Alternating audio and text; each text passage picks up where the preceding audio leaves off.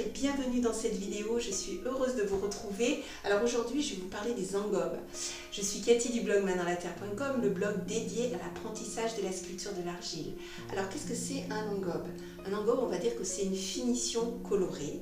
C'est un mélange de terre, d'argile, qui sert de liant, donc pour accrocher sur la terre elle-même, sur la sculpture, et un colorant, un oxyde en fait.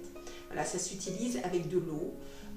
Je vais vous expliquer tout ça dans la démonstration que je vais faire donc en suivant, comme ça les engobes n'auront plus de secret pour vous. Mais avant, j'ai plusieurs choses à vous dire.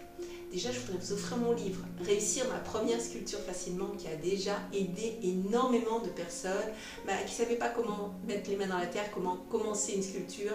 Je vous donne plein d'astuces, plein de conseils que j'ai expérimentés depuis de nombreuses années à l'atelier. Alors, pour le recevoir immédiatement dans votre boîte de réception, c'est facile, vous cliquez sur le lien qui s'affiche ici ou alors en bas dans la description. Vous pouvez me mettre un petit j'aime à la fin de la vidéo si ça vous a plu, si ce cours vous a plu, me mettre des commentaires, bien sûr, je réponds à chacun personnellement. Et puis vous abonner à la chaîne, comme ça vous êtes sûr de recevoir toutes mes nouvelles vidéos. Allez, c'est parti pour le cours, on commence.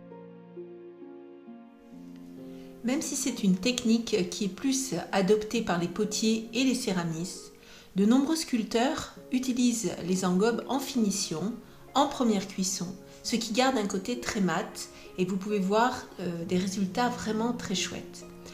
Pour avoir des couleurs plus vives et brillantes, il faut passer une couverte, c'est-à-dire un émail transparent, et là ce sera à la deuxième cuisson. J'espère que je ne vous ai pas perdu car c'est un peu technique, c'est vrai. Les engobes que j'utilise dans ce cours se trouvent dans les magasins spécialisés pour les potiers et les céramistes. Mais vous pouvez facilement les acheter sur internet. Ils se présentent sous forme de sachets ou alors de petites boîtes. Il en existe des secs, donc en poudre, ou alors humides, déjà tout prêts à l'emploi. Donc les magasins, c'est Solargile, Les Cousins, Céradel. Vous tapez ces mots-là, vous allez trouver facilement sur internet. Et si vous avez la chance de fréquenter un atelier, vous en avez peut-être à votre disposition. Bien sûr, pour rappel, il s'agit d'argile à cuire. Le cours là, qui concerne les engobes est uniquement pour de l'argile à cuire. Pas question de faire ça en argile sans cuisson. Vous pouvez donc aussi fabriquer vous-même vos engobes en prenant des terres de plusieurs couleurs. Le choix de la palette sera plus restreint, c'est sûr. Il suffit de faire sécher vos terres, de les réduire en poudre, de les passer au tamis pour enlever d'éventuelles particules et ensuite de procéder comme vous allez le voir dans cette démonstration.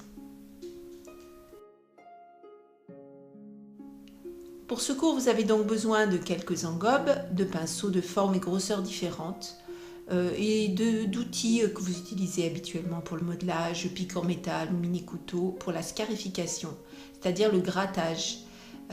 Vous allez voir de quoi je parle par la suite dans la vidéo. Prenez quelques récipients plats comme des assiettes, des couvercles, des pots pour faire vos mélanges de couleurs. Précédemment, j'ai réalisé une petite assiette avec un personnage sur le bord. Vous pouvez d'ailleurs voir le cours complet en cliquant sur le lien qui s'affiche. Mon assiette est très sèche, je l'ai poncée pour obtenir quelque chose de très propre, puis avec un pinceau, je passe de l'eau sur l'ensemble de la pièce pour enlever toute trace de poudre qui pourrait nuire à l'accroche de l'engobe. Les engobes peuvent s'appliquer avec plusieurs techniques comme sous forme de gouttes déposées une à une, avec une pipette, en trempage ou en immersion, là c'est vrai qu'il en faut quand même pas mal, à la louche, sous pression au pistolet, avec la méthode du sgraffito, il s'agit donc de griffer la terre pour faire apparaître celle du dessous, au pinceau, et c'est cette technique qui est le plus appropriée pour habiller vos modelages. Je prépare en premier la couleur du visage et du corps de la petite fille. Je prends un orange et je l'atténue en ajoutant de l'argile blanche. Ce qui est génial avec les engobes, c'est qu'ils ne s'altèrent pas dans le temps.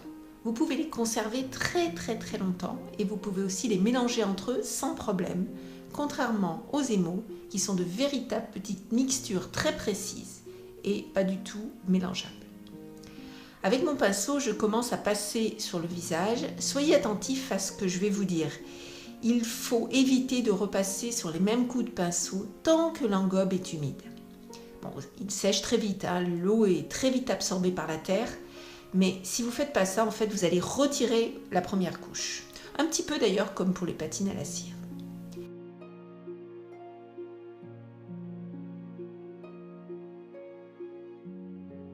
N'hésitez pas à changer l'angle de votre modelage pour être sûr qu'il y a de la couleur partout. Vous pouvez voir que j'ai protégé mon plan de travail avec de la mousse, mais ça peut être des chiffons. Pourquoi? Parce que l'argile sèche est extrêmement fragile et le moindre coup serait fatal et ce serait vraiment dommage.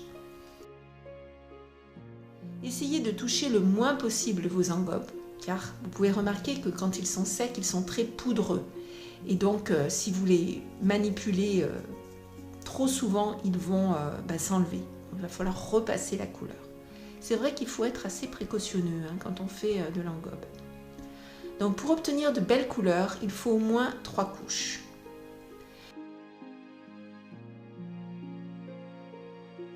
Je continue en peignant les cheveux avec un bleu vif, toujours avec précaution, puis je prends un engobe rouge vif pour faire des petits pois sur la robe.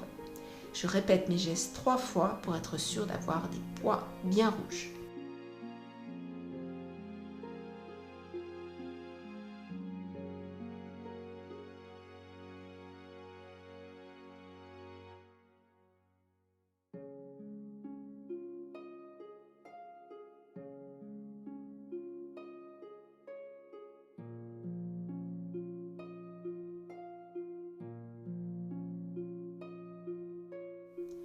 Je prépare un violet avec du bleu et du rouge pour peindre les chaussures.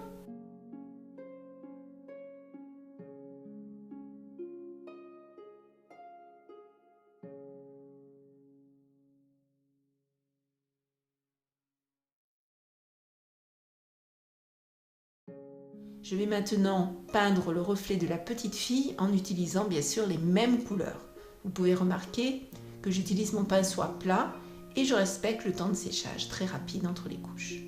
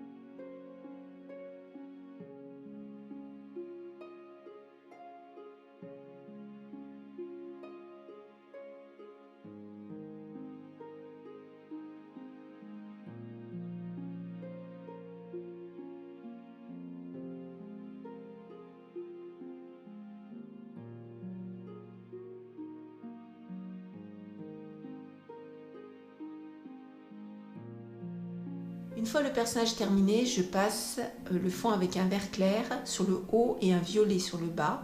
Puis j'habille le fond avec des dessins, des petites feuilles en jaune ou des rayures. En fait, là, laissez vraiment parler votre imaginaire.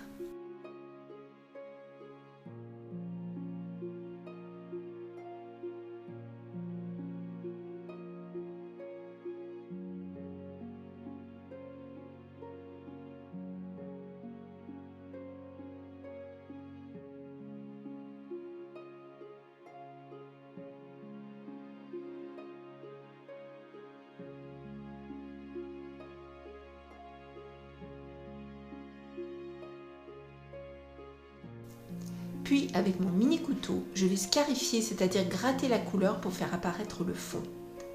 Cela me permet aussi d'avoir un dessin plus net. Vous pouvez remarquer que je gratte donc les cheveux. C'est vraiment ça la scarification. Faire apparaître la terre qui est en dessous.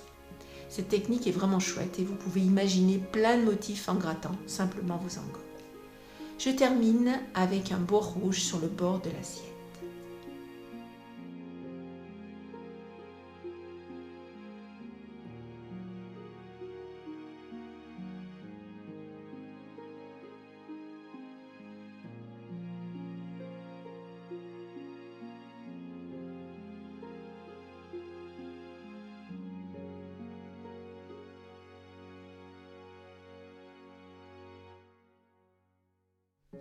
Donc voici la pièce qui a été cuite. Vous pouvez voir que les couleurs ont légèrement changé, mais pas tant que ça.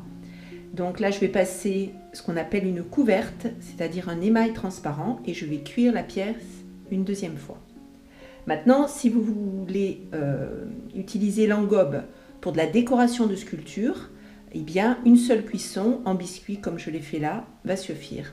Je vous remercie vraiment d'être resté avec moi tout ce temps. J'espère que ce cours vous a plu. Vous avez appris quelque chose donc, sur ces finitions particulières qui sont les engobes.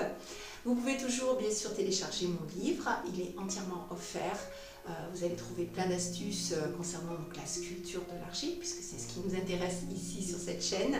Vous pouvez me mettre un petit j'aime si ce cours vous a plu, s'il vous a aidé, s'il vous a apporté quelque chose. Et puis bien sûr vous abonner à la chaîne. Allez, à bientôt.